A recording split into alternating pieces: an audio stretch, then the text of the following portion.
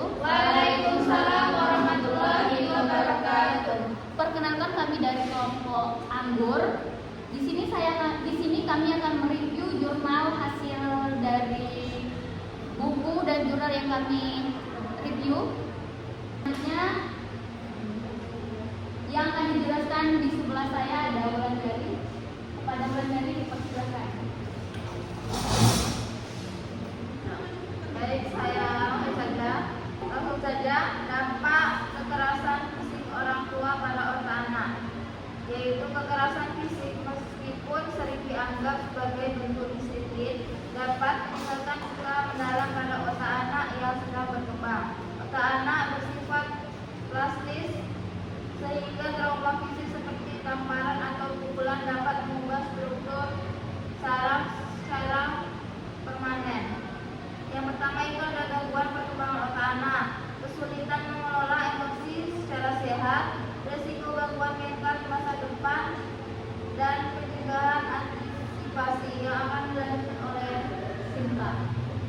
Baik, menurut hasil reviewan jurnal saya itu dampak kekerasan terhadap tumbuh kembang anak. Itu pertama, kemampuan emosional, kognitif, dan sosial menjadi tidak seimbang.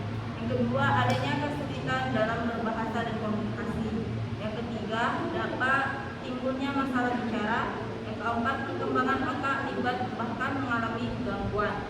Yang kelima, meningkatnya risiko penyakit kronis seperti tekanan darah tinggi, obesitas, dan penyakit hati, penyakit jantung, hingga kanker.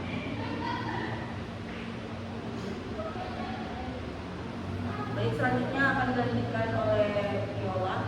Kalau menurut buku yang saya dapatkan dari buku Affect Regulation and the Origin of the Self karya Alan, membahas bagaimana hubungan awal antara ibu dan anak mempengaruhi perkembangan otak kanan anak yang sangat penting untuk regulasi emosi dan pembentukan diri.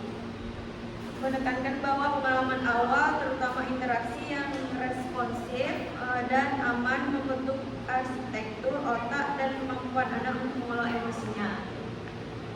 Itu dari buku tentang kognitif dari saya. Selanjutnya saya akan diskusi. Baik, di sini saya akan menjelaskan reviewan jurnal dari saya, yaitu mengenai pengaruh kekerasan terhadap tumbuh kembang anak. Yang pertama yaitu mengenai kekerasan emosional. Tanda-tanda kekerasan emosional yang pertama yaitu kehilangan kepercayaan diri terhadap anak, terlihat depresi dan gelisah. Selanjutnya sakit kepala atau sakit perut, menarik diri dari aktivitas sosial, teman-teman dan orang tua, perkembangan emosional terlambat. Nah, selanjutnya yaitu penelantaran anak. Contohnya yaitu anak merasa acuh-acuh. Yang kedua, memiliki kebersihan yang buruk, memiliki pertumbuhan tinggi atau berat badan yang buruk. Selanjutnya yaitu kekerasan fisik. Kekerasan fisik itu seperti pukulan atau hal-hal lainnya. Yang keempat yaitu kekerasan seksual. Kekerasan seksual adalah dampak dari kekerasan yang terjadi pada anak saat di luar rumah. Baik, itulah reviewan jurnal saya yang akan dilanjutkan oleh Ruren. Baik, di sini saya akan menjelaskan reviewan yang tertemukan di buku karya Bros de Ferry membahas dampak perilaku buruk motornya pada anak-anak, perkembangan otak, dan pemilihan. Dampak trauma pada otak anak itu trauma seperti kekerasan, pelanggaran, dan pelecehan seksual dapat berdampak negatif dan permanen pada perkembangan otak anak-anak. Pengalaman masa kecil membentuk otak dan perilaku buruk dapat mengubah biologi otak yang sudah berkembang. Sistem saraf manusia terdiri dari lebih dari 100 miliar neuron yang paling berhubungan dengan pembentukan jaringan yang memungkinkan otak untuk merasakan proses penyimpanan, persepsi, dan bertindak berdasarkan informasi. Ferry mengelola trauma mempengaruhi perkembangan anak secara keseluruhan dengan mempertimbangkan aspek sosial, intelektual, penempatan sekolah, dan dinamika keluarga. Model ini membantu mengidentifikasi tantangan perkembangan dan hubungan yang berkontribusi pada risiko atau Pentingnya hubungan yang mendukung. Hubungan yang penuh perhatian dari luas keluarga dapat membantu anak-anak mengalami pelan-pelan untuk menyadari bahwa hubungan yang mendukung itu ada. Interaksi relasional yang positif dapat membantu individu yang mengalami trauma perkembangan untuk berinteraksi secara sosial dengan lebih baik.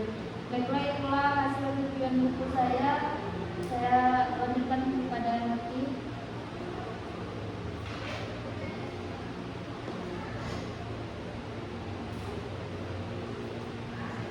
Baik, di sini saya mereview jurnal yang berjudul Dampak Bentakan Terhadap Kerusakan Otak dan Perilaku Anak.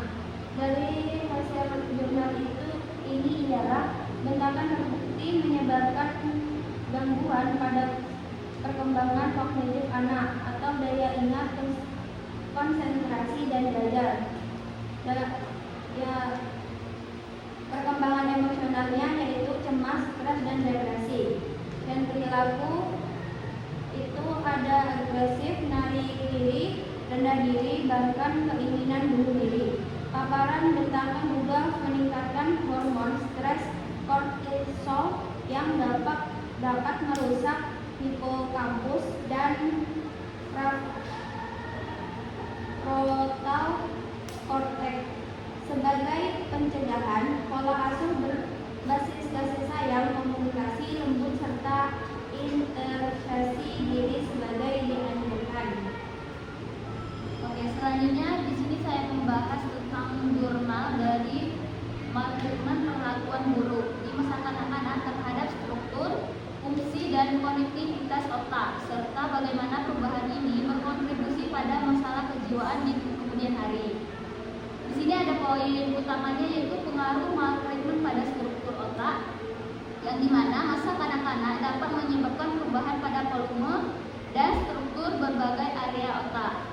Yang kedua, ada pengaruh maltreatment pada fungsi otak, yang dimana memengaruhi aktivitas dan respon berbagai area otak. Misalnya, beberapa penelitian menunjukkan bahwa anak yang mengalami maltreatment menunjukkan aktivitas amigdala yang lebih tinggi saat dihadapkan pada rangsangan emosional yang mungkin mencerminkan peningkatan sensitivitas terhadap ancaman. Yang ketiga, ada pengaruh maltreatment pada konektivitas otak, yang dimana cara berbagai area otak berkomunikasi satu sama lain.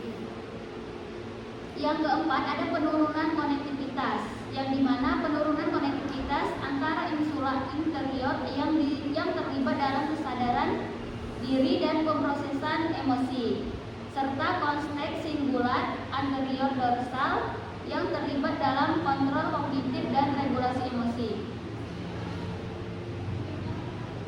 Dan ada peran resiliensi dan faktor pelindung. Di sini penting untuk dicatat bahwa tidak semua anak yang mengalami maltreatment akan mengalami masalah kesehatan mental.